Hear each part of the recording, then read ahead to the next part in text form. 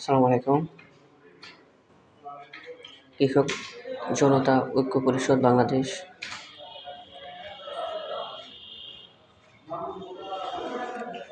একটি বিষয় নিয়ে কথা বলবে, যে বিষয়টা আসলে খুবই দুঃখজনক।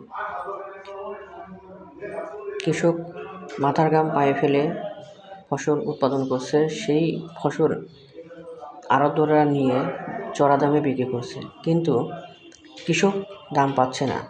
কেন পাচ্ছে না? কেন আড়তদাররা তাদের জিম্মি করে রাখছে?